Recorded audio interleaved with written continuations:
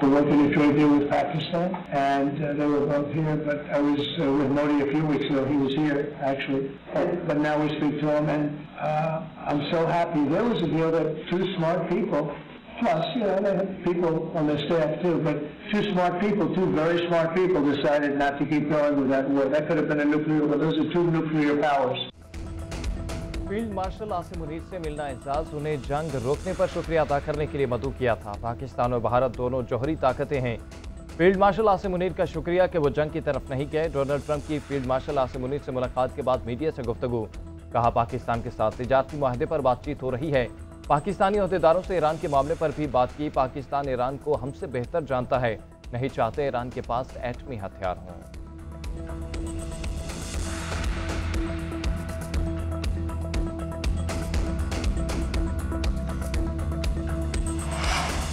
Field marshal Asim Munir की अमरीकी सदर ट्रंप से मुलाकात, दोहराना दिया गया। ज़राए के मुताबिक सदर ट्रंप और फील्ड मार्शल की मुलाकात इंतहाई खुशगवार माहौल में 2 घंटे तक जारी रही। दोनों लीडर्स ने मुतादिद और वसी मामलात पर बात की। मुलाकात में पाक अमरीकी ताल्लुकात मुफस्सल तरीके से ज़ेर बहस आए। सदर ट्रंप ने आर्मी चीफ की पाकिस्तान से लगन और अज़म की तारीफ की। ईरान इसराइल जंग पर भी तबादला ख्याल किया गया। फील्ड मार्शल आसिम मुनीर दौरे अमरीका के दौरान मज़ीद अहम मुलाकातें भी करेंगे।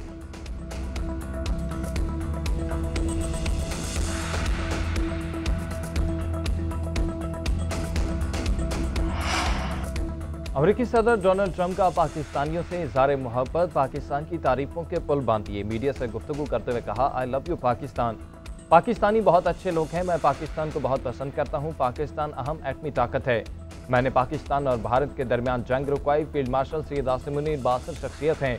आर्मी चीफ ने भारत से जंगबंदी में अहम किरदार अदा किया। अमरीकी सदर इससे पहले भी कई बार पाकिस्तान की तारीफें कर चुके हैं।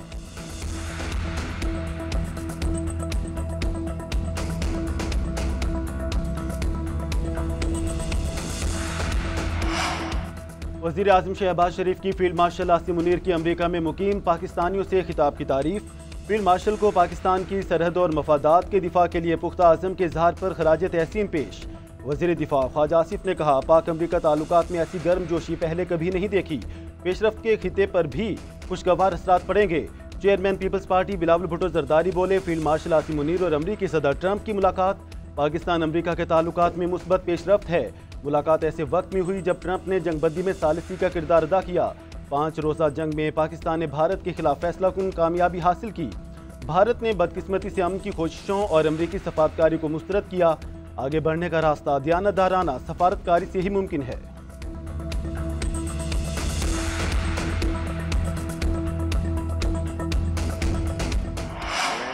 Trouble and they want to negotiate, and I said, why didn't you negotiate with me before all this death and destruction? Last minute they said, no, we're not going to do that, and they got hit. 61 is going to become a very famous number. That was one hell of a hit. That first hit, that was one hell of a hit. Not sustainable, to be honest. That's where it ended on the first night. Well, I don't know how much longer it's going to go on. They're totally defenseless. They have no air defense whatsoever. Totally captured. You know, we've totally captured the air, Brian.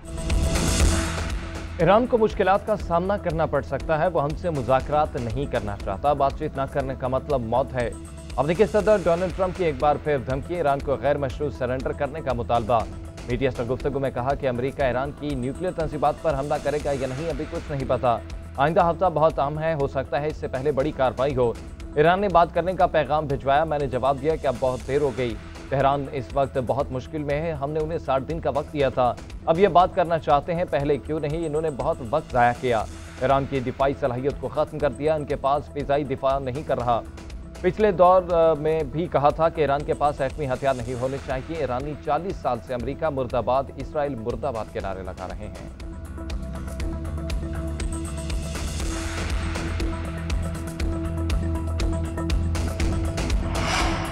धमकियां उनको दो जो धमकियों से डर जाएं। ईरानी कौम dictation और धमकियों के आगे झुकने वाली नहीं, सरेंडर नहीं करेंगे।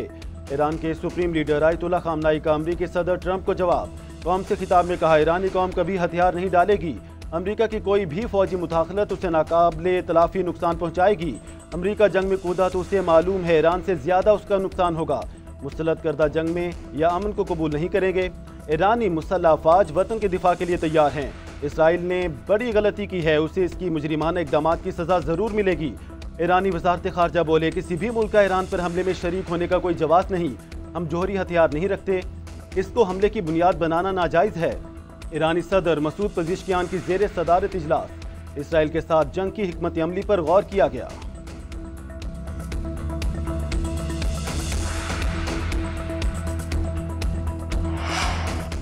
ईरान से मुज़ाकरात के दरवाजे खुलने लगे। जर्मनी, फ्रांस, बरतानिया के वज़ीर ख़ारजा और यूरोपीय यूनियन के सफारतकार ईरान से मुज़ाकरात करेंगे। तीनों वज़ीर ख़ारजा ईरानी वज़ीर ख़ारजा के साथ जोहरी मुज़ाकरात करेंगे। मुज़ाकरात जुम्मे को जिनेवा में होंगे। ईरान इसराइल जंग पर सलामती काउंसिल का इजलास भी जुम्मे को होगा।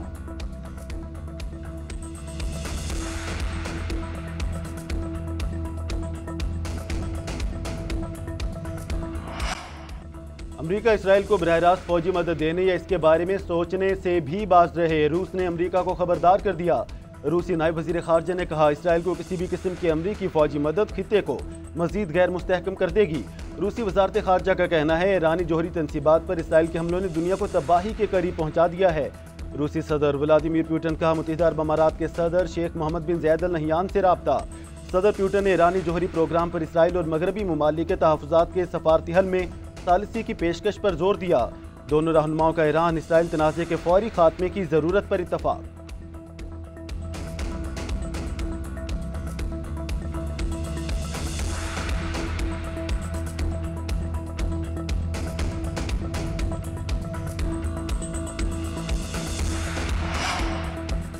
तेहरान का इसराइल पर नया हमला। मकबूजा इलाकों की तरफ 3 सजील मिसाइल दाग दिए। तेल अवीव और यरूशलेम धमाकों से गूंज उठे। इसराइल का दिफाई निज़ाम आयरन डोम ईरानी मिसाइलों को रोकने में नाकाम। ईरानी फौज के मुताबिक इसराइली मिलिट्री इंटेलिजेंस और ऑपरेशंस प्लानिंग सेंटर्स को निशाना बनाया गया। ईरानी हमलों में मजीद 3 इसराइली हलाक, दर्जनों जख्मी।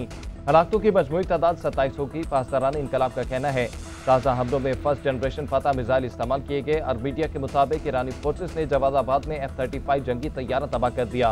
अस्फहान शहर में इसराइली हरबेस ड्रोन को गिराने की फुटेज जारी कर दी। ईरानी फोर्सेस के हाथों गिराए गए इसराइली ड्रोन्स की तादाद 17 हो गई।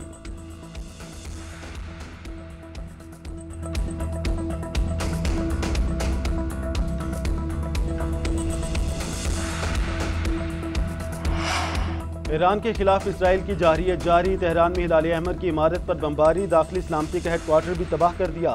कराच में मिसामी एयरबेस निशाना। ईरानी वजारत दिफा की मुतादिद इमारतों पर भी हमले। तेहरान के करीब मिसाइल तैयार करने वाली तनसीबात को निशाना बनाने की भी इतलात। हकीमिया में हथियार बनाने वाली फैक्ट्रियों पर भी बमबारी। पासदारान इनकलाब से मुंसलिक इमाम हुसैन यूनिवर्सिटी भी निशाने पर। सिहोनी तैयारों का तेहरान में ऑयल रिफाइनरीज को भी निशाना बनाने का दावा। इजरायली वजीर दिफा की तेहरान के अवाम को वार्निंग। कहा, इसराइली जेट तैयारों ने ईरानी हुकूमत के दाखिली सलामती के हेडक्वार्टर को तबाह कर दिया। यह हेडक्वार्टर डिक्टेटर आयतुल्लाह खामनाई के जबर का अहम बाजू था।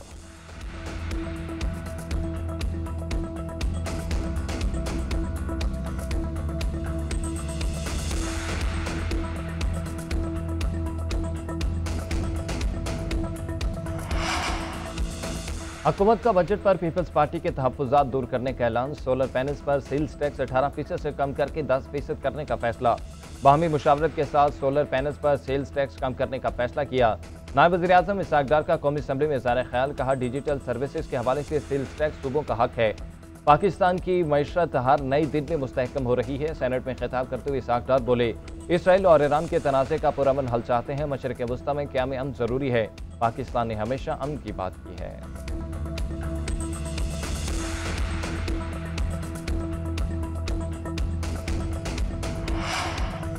पाकिस्तान तहरीक इंसाफ के ईरान पर इसराइली हमले की मजम्मत। हुकूमत बताए, मामले पर हमारी फॉरेन पॉलिसी क्या है। असद कैसर का पार्लियामेंट को एतमाद में लेने का मुतालबा। अपोजिशन लीडर उमर अयूब की बजट पर तनकीद। इल्ज़ाम लगाया कि अदाद-ओ-शुमार में रद्दोबदल कर दिया गया। खाने पीने की हर चीज़ 3 साल में 75 से 150% तक महंगी हुई। कौमी असम्बली से मेरी तकरीर ना दिखाकर स्पीकर ने गलत काम किया। आम इंतखाबात में भी हमारा रास्ता रोका गया। इलेक्शन में कागजात नामजदगी जमा कराने वालों को गिरफ्तार किया गया। अली जफर ने कहा कि ईरान इसराइल तनाज़े पर ऐवान में बहस कराई जाए।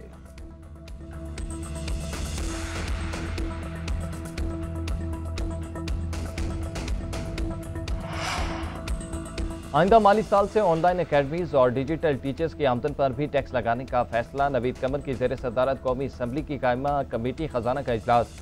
FBR हुकाम ने बताया कि मुल्क भर में ट्विटर अकेडमीज 2 से 3 करोड़ रुपए कमा रही हैं। टैक्स नेट में लाने के लिए फाइनेंस बिल 2025 में नई शीख 17C मुतारिफ। ई कॉमर्स बिजनेस में ऑनलाइन मार्केट प्लेस इस्तेमाल करने वालों पर टैक्स लागू होगा। इंटरनेट और इलेक्ट्रॉनिक नेटवर्क के जरिए सर्विसेज देने वाले तमाम अफराद ज़द में आएंगे। Music, audio, video streaming services, cloud कारकर्दगी बरकरार ना रख सकी न्यूजीलैंड ने यके बाद दीगरे मजीद 3 गोल करके मैच छीन लिया। पाकिस्तान ने बेहतर गोल औसत की बुनियाद पर इवेंट के सेमीफाइनल के लिए क्वालिफाई किया है।